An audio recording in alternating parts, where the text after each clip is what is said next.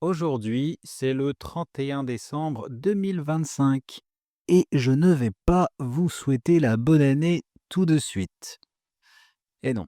D'ailleurs, en France, on attend toujours que l'année soit passée pour souhaiter la bonne année à quelqu'un.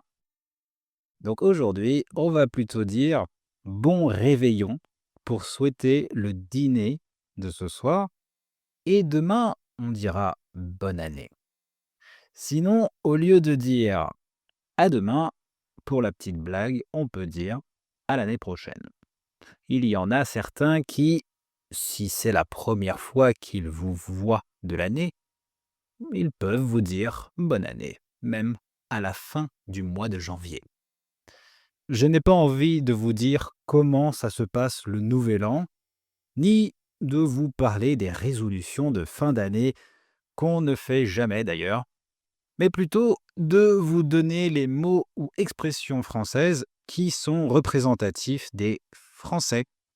En fait, c'est pour moi une sorte de résumé de certains de mes épisodes de cette année, mêlant la langue française et la culture française. Alors que nous nous apprêtons à dire au revoir à cette année et accueillir la nouvelle, j'ai choisi ce moment pour réfléchir à ce qui rend chaque culture unique. Si vous rêvez de parler français ou de vous installer en France, comprendre les mots et expressions qui façonnent le quotidien des Français est un excellent point de départ.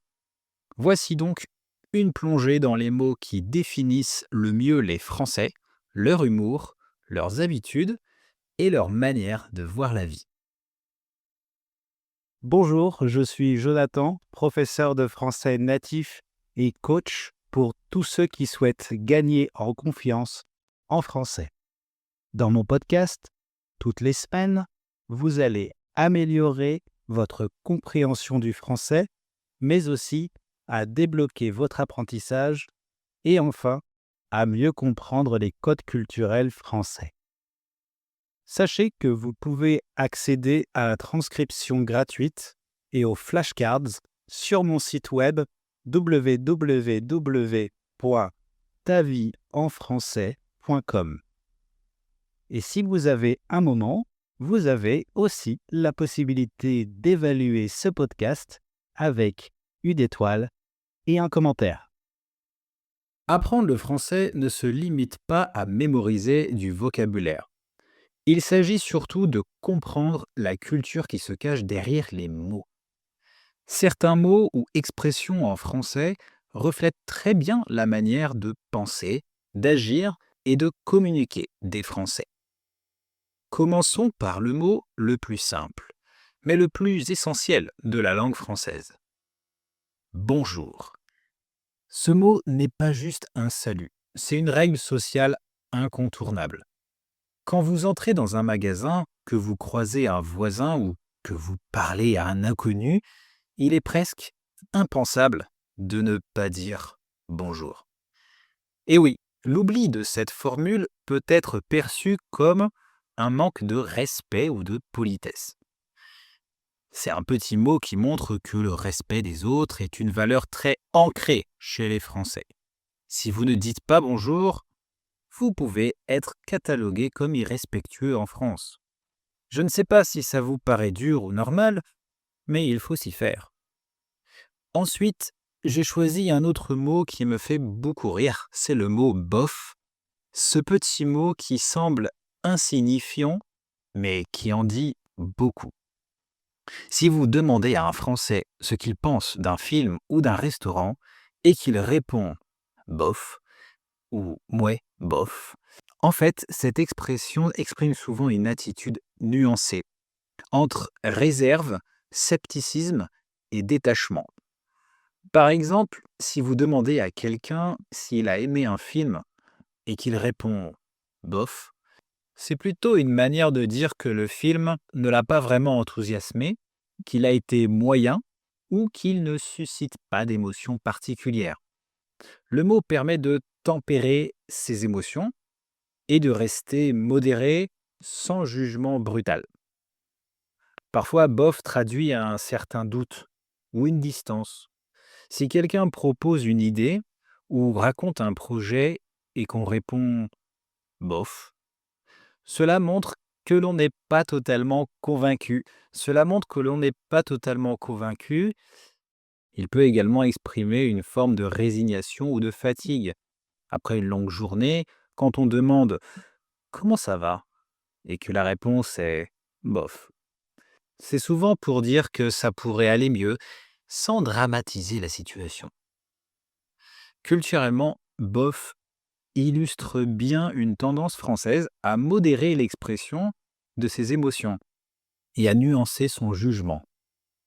Plutôt que de dire tout de suite j'adore ou je déteste, beaucoup de Français préfèrent mesurer leur réaction et rester prudents dans leur enthousiasme ou leur critique. Bien sûr, il y a des Français qui vont directement dire qu'ils détestent sans connaître la personne en face de soi. Mais c'est moins courant. Ce petit mot devient alors un moyen de montrer ses sentiments tout en gardant une certaine distance. Troisième expression que vous avez certainement déjà entendue, c'est pas mal. C'est pas mal. Certains disent qu'elle révèle une forme de pessimisme. Peut-être, mais aussi un peu de modestie dans l'évaluation. Quand un Français dit c'est pas mal pour un plat, une exposition ou même une idée, il est possible qu'il veuille dire c'est vraiment bien, mais sans en faire trop. Encore une fois, ici, le français modère l'expression de ses émotions. Cette tendance à tempérer ses compliments peut surprendre les étrangers. Mais elle fait partie d'une culture où l'exagération est souvent vue comme excessive ou peu sincère. Donc on va préférer dire c'est pas mal que c'est bien pour parler d'une chose qu'on a bien aimée. De la même manière que c'est pas mal, il existe c'est pas faux pour ne pas dire c'est vrai ou c'est pas bête pour ne pas dire c'est intelligent. Elles sont très fréquentes, mais elles ont un sens un peu particulier. En fait, elles ne donnent pas un avis très fort. Elles montrent que les Français préfèrent rester prudents et réfléchir avant de juger complètement. Par exemple, c'est pas faux ne veut pas dire oui tout à fait, mais plutôt ce que tu dis est juste, mais ce n'est pas la seule façon de voir les choses. Et c'est pas bête signifie que l'idée est intéressante, mais elle n'est pas parfaite. Ces phrases montrent que les Français aiment penser et discuter plutôt que de dire tout de suite que quelque chose est super. Certains n'aiment pas ces expressions car elles reflètent du pessimisme. Vous en pensez quoi, vous? N'hésitez pas à me le dire en commentaire. Sinon, on trouve également des expressions qui reflètent l'urgence ou la rapidité dans la vie quotidienne. On dit que les Français sont souvent pressés. Bon, j'imagine surtout en ville. Il y a l'expression bon allez, bon allez. On l'utilise souvent quand une action doit être faite rapidement ou qu'il est temps de passer à autre chose. Par exemple, un collègue qui voit que tout le monde est prêt pour une réunion pourra dire bon allez, on commence. Bon allez, on commence. Ici, c'est un moyen de donner un petit coup de pouce pour lancer l'action, un peu comme dire allez, on s'y met. L'expression peut aussi refléter une légère impatience ou un ras-le-bol amical. Quand des amis discutent depuis longtemps et qu'il faut se dépêcher pour attraper le train, par exemple, quelqu'un pourra dire bon allez, on y va, hein. C'est une manière polie et familière de dire c'est le moment, on ne peut plus traîner. Bon allez peut servir à prendre une décision après une hésitation. Par exemple, si quelqu'un se demande s'il doit essayer un nouveau plat ou prendre une route différente, il peut conclure bon allez, on tente, dans le sens bon allez, on essaye. Ça montre une volonté de passer à l'action tout en reconnaissant une petite hésitation ou un doute. Culturellement, cette expression reflète le goût français pour la discussion et la réflexion, encore une fois. Et ensuite, il y a une décision. Elle combine politesse, dynamisme et convivialité pour moi. Si vous l'entendez, ça peut donc exprimer de l'encouragement, de l'impatience aussi, et ça dépend du ton et de la situation. Donc, on est peut-être pressé, mais quand on a le temps, on aime prendre le temps de se décider. D'ailleurs, ça m'amène à une autre expression que j'ai choisie, c'est l'expression avoir. Avoir est une expression très courante pour exprimer le doute et la prudence. Littéralement, elle pourrait se traduire par on verra. Quand un Français dit avoir, avoir, il ne rejette pas une idée, ni ne l'accepte totalement. Il indique simplement qu'il n'est pas encore décidé et qu'il souhaite observer ou réfléchir avant de se prononcer. Par exemple, si quelqu'un propose on pourrait organiser un grand pique-nique ce week-end, un Français pourrait répondre ouais, à voir, pour dire qu'il faudra attendre de vérifier la météo ou d'autres contraintes avant de confirmer. La phrase montre donc une attitude prudente et réaliste, typique du mode de pensée français qui consiste, encore une fois, à peser le pour et le contre avant de se décider. Avoir peut également être utilisé pour exprimer un scepticisme poli. Si quelqu'un raconte une idée ambitieuse ou improbable, le simple avoir signifie qu'on n'est pas convaincu, mais qu'on reste ouvert à la discussion. C'est une manière indirecte de nuancer son opinion sans froisser l'autre personne, ce qui est très courant dans la communication française. Les Français aiment souvent attendre et observer les faits avant de tirer une conclusion. Avoir montre qu'ils savent être patients et qu'ils valorisent l'analyse avant de s'engager. En résumé, cette expression est une façon subtile et polie de dire je ne suis pas sûr, on décidera plus tard. Ou je reste sceptique, mais ouvert. C'est un mot simple, en apparence, mais il révèle beaucoup sur la réflexion, le doute et la nuance dans la culture française. Un autre mot qu'on utilise pas mal, c'est le mot pourquoi. Ce mot ne se limite pas à une simple question de curiosité, il reflète souvent un désir de comprendre, de discuter ou même de débattre. Poser la question pourquoi peut montrer qu'on s'intéresse à une idée, mais aussi qu'on cherche à tester une logique ou une cohérence. Par exemple, si un ami dit j'ai décidé de changer de carrière, un Français pourrait répondre ah oui, pourquoi? Pour savoir quelles sont les raisons derrière ce choix. La question n'est pas agressive, elle invite plutôt à expliquer sa décision. Ça traduit souvent une culture où l'explication et le raisonnement comptent beaucoup. Bon, en général, cette question est posée quand il y a un certain degré de confiance. Aussi, on peut l'utiliser dans des débats ou des discussions plus animées. Les Français aiment poser la question pourquoi pour challenger une idée ou approfondir un sujet, mais toujours dans un esprit de dialogue plutôt que de confrontation directe. C'est une manière subtile de tester un argument et d'échanger des points de vue, de faire que les personnes se remettent en question parfois. Culturellement, pourquoi reflète donc l'importance du raisonnement et de la discussion dans la vie française. Poser cette question est normal, attendu et même apprécié, car elle montre qu'on réfléchit, qu'on s'interroge et qu'on veut comprendre plutôt que d'accepter des choses sans discuter. Ça dépend des personnes, bien sûr, mais personnellement, je l'entends beaucoup de la bouche des Français, donc n'hésitez pas à l'utiliser, mais uniquement si vous êtes curieux d'apprendre de l'autre personne, bien sûr. Sinon, on dit que les Français sont souvent directs, que ce sont des personnes qui disent ce qu'elles pensent. Eh bien, certaines expressions le montrent, notamment avec l'expression pas question. Pas question. C'est une expression forte qui sert à refuser quelque chose de manière catégorique. Elle ne laisse aucune place à la négociation et montre que la personne tient fermement à son opinion ou à sa décision. C'est beaucoup plus simple que non. C'est une affirmation de sa liberté et de ses limites.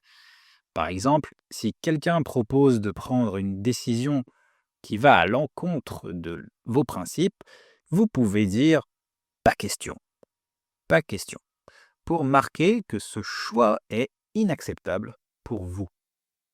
Dans la vie quotidienne, les Français utilisent pas question pour défendre leurs opinions, leurs droits ou leur liberté de décision. Cette expression reflète une culture où il est normal d'affirmer ce que l'on pense, même si ça implique un désaccord poli mais ferme. Elle exprime à la fois la clarté, la fermeté et le respect de soi. Il y a aussi les mots qui permettent d'exprimer des émotions plus spontanées, comme oh là là. Cette expression est très répandue à l'étranger, mais attention, elle peut être mal interprétée. Et oui, la plupart des étrangers pensent que oh là là est un mot typiquement français qui exprime l'admiration ou le charme, souvent associé aux clichés sur la France. Beaucoup imaginent que c'est une expression pour dire waouh de manière positive ou romantique, parfois utilisée dans des contextes légers ou séduisants. En fait, elle peut exprimer une grande variété d'émotions, mais elle est surtout utilisée pour montrer l'étonnement, l'inquiétude ou la frustration. C'est un mot très flexible qui dépend beaucoup du ton et du contexte. Par exemple, si quelqu'un renverse son café sur ses papiers, il peut s'exclamer oh là là pour montrer sa contrariété ou son agacement. De même, si une personne entend une nouvelle surprenante, elle peut dire oh là là pour exprimer son étonnement ou son inquiétude. Le mot ne dit rien de précis sur la situation, mais il transmet immédiatement une réaction émotionnelle. Dans la vie quotidienne, oh là là est souvent utilisé pour râler légèrement. Les Français aiment exprimer leur mécontentement ou leur surprise sans dramatiser. Et cette expression sert exactement à ça. Cette expression reflète une tendance française à exprimer ses émotions de manière directe, mais nuancée. Elle permet de communiquer un ressenti sans entrer dans un conflit. Et elle est devenue presque universelle pour montrer qu'on réagit à une situation avec un mélange de surprise, de désarroi ou d'agacement. Une neuvième expression que vous entendrez très souvent de la bouche des Français, c'est du coup. Elle est utilisée pour ajouter des détails ou expliquer la conséquence de quelque chose. Elle pourrait se traduire par as a result ou so en anglais. Elle reflète la façon dont les Français racontent une histoire. Chaque élément est lié et contextualisé. Du coup est une expression très courante dans la conversation quotidienne, mais son usage est beaucoup plus souple et parfois un peu informel. On l'utilise surtout pour relier les idées, expliquer une conséquence ou ajouter un détail dans une histoire. Par exemple, si quelqu'un raconte sa journée, j'ai raté mon bus ce matin. Du coup, je suis arrivé en retard au travail. Du coup indique la conséquence directe de l'événement précédent. Ça aide à rendre le récit fluide et à montrer comment une situation en entraîne une autre. Cette expression fait débat car du coup est devenue un marqueur très oral et informel, utilisé presque partout dans la conversation pour relier des idées ou raconter une histoire. Certains le trouvent pratique et naturel, car il rend le discours fluide et vivant, mais d'autres estiment que son usage excessif appauvrit le style et alourdit les phrases. Du coup, vous entendrez très souvent du coup. Et enfin, la dixième, qui représente bien notre culture, c'est l'expression à table. À table, c'est une expression presque sacrée. Elle est utilisée pour indiquer que le repas est prêt et qu'il faut aller à table.